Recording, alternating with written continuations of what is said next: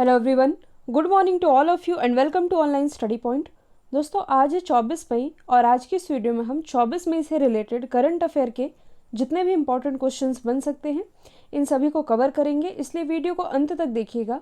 और यदि आप लोगों को इस वीडियो की PDF चाहिए तो आप हमारा टेलीग्राम चैनल भी ज्वाइन कर सकते हैं। और यदि आप चैनल पर नए हैं तो चैनल को सब्सक्राइब कर लीजिए, साथ ही बेल आइकन दबाना बिल्कुल मत भूलिएगा ताकि आप लोगों को हमारे किसी भी नए वीडियो की नोटिफिकेशन सबसे पहले मिल सके। तो चलिए स्टार्ट करते हैं हमारा पहला क्वेश्चन। हाल ही में किस राज्य ने सबको रोजगार योजना की शुरुआत की है? तो इसकी शुरुआत अभी हाल ही में की गई है मध्य प्रदेश गवर्नमेंट के द्वारा।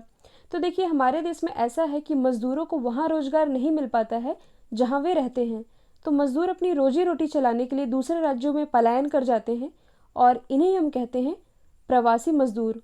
न्यूज़ चैनल्स में आप सभी देख भी रहे होंगे।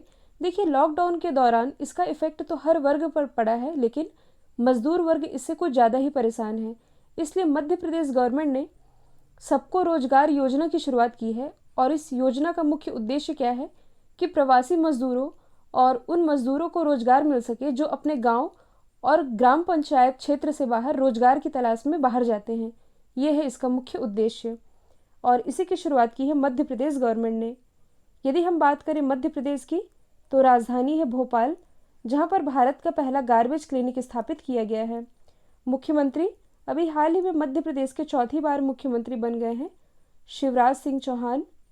गवर्नर है लालजी दास टंडन। मध्य प्रदेश उच्च न्यायालय के मुख्य न्यायाधीश है AK मित्तल, यानी कि अजय कुमार मित्तल। लोकसभा सीटें आती हैं कुल 29, जबकि राज्यसभा सीटों की संख्या है कुल 11। अभी हाल ही में मध्य प्रदेश गवर्नमेंट के द्वारा चरण पादुका अभियान और FIR आपके द्वार योजना की शुरुआत की गई है, तो ये सभी आप याद रखेंगे। नेक्स्ट क्वेश्चन है, हाल ही में कौन सा देश दुनिया में PPE किट का दूसरा सबसे बड़ा निर्माता बन गया है? तो ये भी हाल ही में बन गया है अपना देश भारत। देखिए, जो भारत है ये 2 महीने के कम समय के भीतर ही PPE किट यानी कि पर्सनल प्रोटेक्टिव इक्विपमेंट, ये है इसकी फुल फॉर्म, या इसे हम हिंदी में कहते हैं व्यक्तिगत सुरक्षा परिधान, इसका सबसे बड़ा उत्पादक बन गया है, यानी कि दूसरा सबसे बड़ा उत्पादक बना है। तो पहले स्थान पर कौन है? तो इसमें पहले स्थान पर बना हुआ है चाइना। चाइना की कैपिटल है बीजिंग, करेंसी है रेन मिनवी। यहाँ के प्रेसिडेंट कौन है? तो ये हैं सी जिनपिंग। भारत और चाइना के बीच एक एक्सरसाइज होती है जिसका नाम है हैंड इन हैंड, जो कि आयोजित की गई थी मेघालय के उमरोई में। और अभी तक यदि आप लोगों ने ऑनलाइन स्टडी पॉइंट के GK ब्रह्मास्त्र PDF को परचेस नहीं किया है तो इसे आप परचेस कर सकते हैं। इस ब्रह्मास्त्र PDF में हिस्ट्री, पॉलिटी, जियोग्राफी, इकोनॉमी और करंट अफेयर के सारे टॉपिक कवर कराए गए हैं, जो कि आपके आगामी किसी भी एग्जाम के पॉइंट ऑफ व्यू से इम्पॉर्टेंट है। नेक्स्ट क्वेश्चन है, हाल ही में RBI ने रिवर्स रेपो रेट को 3.75% से घटाकर कितने प्रतिशत कर दिया है? तो ये भी हाल ही में RBI ने कर दिया है 3.35%। साथ ही जो रेपो रेट है इसे 0.4% तक घटा दिया है। आप लोगों को इकोनॉमी का थोड़ा बेसिक मालूम होना चाहिए। देखिए, रेपो रेट का मतलब होता है कि RBI जिस दर पर बैंकों को लोन देता है ये कहलाता है repo rate. Reverse repo rate, तो RBI जिस दर पर बैंकों से पैसा लेता है वह कहलाता है रिवर्स रेपो रेट। और रिवर्स रेपो रेट ये अब 3.75% से घटाकर कर दिया गया है 3.35%। यदि हम बात करें RBI की, यानी कि रिजर्व बैंक ऑफ इंडिया की, इसकी स्थापना हुई थी 1 अप्रैल 1935 में। हेडक्वार्टर स्थित है मुंबई, महाराष्ट्र में। प्रेजेंट टाइम में इसके गवर्नर कौन है? तो ये हैं शक्तिकांत दास। और RBI ने अभी हाल ही में दृष्टिबाधित लोगों के लिए एक एप्लीकेशन लॉन्च किया था जिसका नाम है मनी मोबाइल एप्लीकेशन। यहाँ पर इसकी फुल फॉर्म बनती है mobile aided note identifier. Next question है, भारत से सीमा विवाद के बीच हाल ही में किस देश ने एक नया मानचित्र स्वीकृत किया है? तो देखिए, भारत से सीमा विवाद के बीच अभी हाल ही में जो नेपाल है इसने एक नया मैप स्वीकृत किया है और इस नए मैप में तिब्बत, चाइना और नेपाल से सटी हुई बॉर्डर पर जो काला पानी, लिपुलेख और लिम्पियाधुरा है इसे नेपाल का हिस्सा दर्शाया गया है इस नए मैप में। यदि हम बात करें नेपाल की, तो यहाँ की राजधानी क्या है? काठमांडू। और काठमांडू में किसका हेडक्वार्टर स्थित है? सार्क का। प्रेसिडेंट कौन है? तो ये हैं विद्या देवी भंडारी। और प्राइम मिनिस्टर हैं KP शर्मा ओली। भारत और नेपाल के बीच एक एक्सरसाइज होती है, एक्सरसाइज का नाम है सूर्य किरण, तो ये भी आप याद रखेंगे। नेक्स्ट क्वेश्चन है, हाल ही में जारी किए गए काउंटर पॉइंट की रिसर्च के अनुसार भारत में फ़ोन बेचने के मामले में कौन सी कंपनी पहले स्थान पर रही है? तो देखिए, इसमें पहले स्थान पर रही है सैमसंग। अभी हाल ही में काउंटर पॉइंट के द्वारा एक रिपोर्ट रिलीज़ की गई है। इसके अनुसार जो सैमसंग है ये इंडियन मार्केट में फीचर फ़ोन बेचने के मामले में जियो को पीछे छोड़कर पहले स्थान पर आ गया है, जबकि स्मार्टफोन सेगमेंट के मामले में पहले स्थान पर है Xiaomi। यहाँ पर बात की जा रही है फीचर फ़ोन बेचने के मामले में, जिसमें कि टॉप में रहा है सैमसंग। अच्छा, आपसे एग्ज़ाम में ये भी पूछा जा सकता है कि सैमसंग ये किस देश की कंपनी है? तो ये है साउथ कोरिया की कंपनी।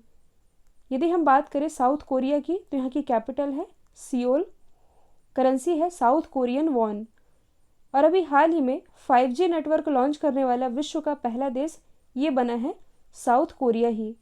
हम बात कर रहे हैं सैमसंग की, तो यहाँ से आप एक चीज़ कनेक्ट कर सकते हैं, 2018 की ही बात है, उत्तर प्रदेश में विश्व की सबसे बड़ी मोबाइल फैक्ट्री शुरू की गई है सैमसंग के ही द्वारा, और ये स्थापित की गई है उत्तर प्रदेश के नोएडा में सेक्टर 81 में।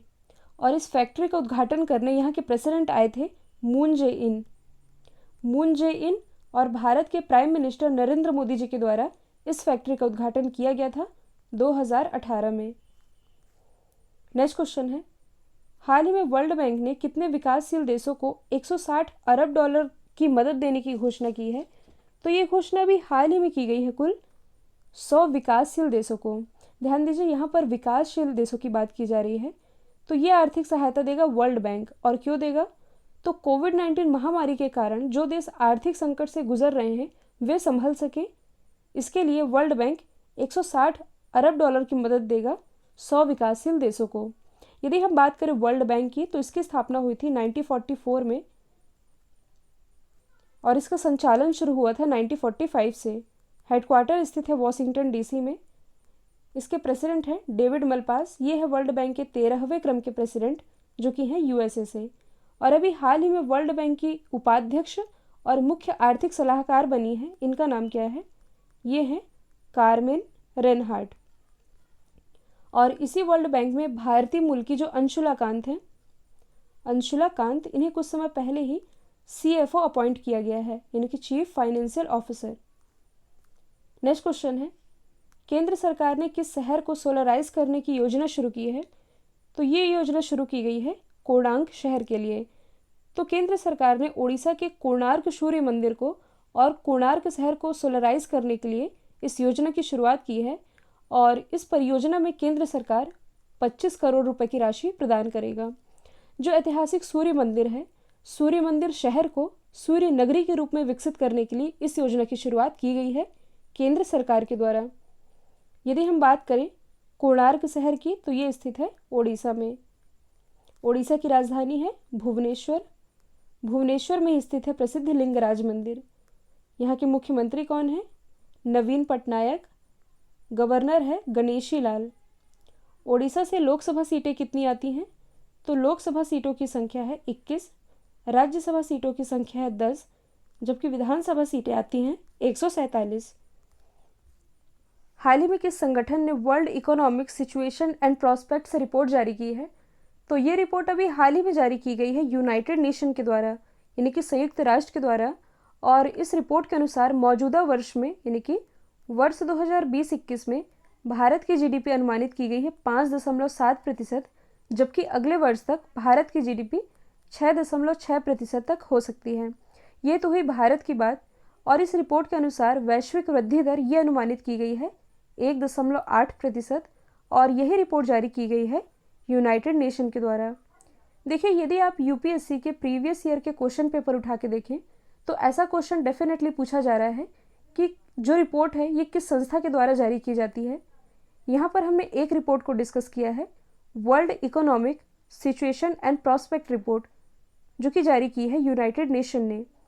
यदि हम अदर ऑप्शन को डिस्कस करें, तो वर्ल्ड बैंक के द्वारा एक रिपोर्ट जारी की गई, और रिपोर्ट वर्ल्ड बैंक के द्वारा ही जारी की जाती है, डूइंग बिजनेस इंडेक्स, और डूइंग बिजनेस इंडेक्स इसमें इंडिया रहा है 63rd पोजीशन पर, टॉप में रहा है न्यूजीलैंड।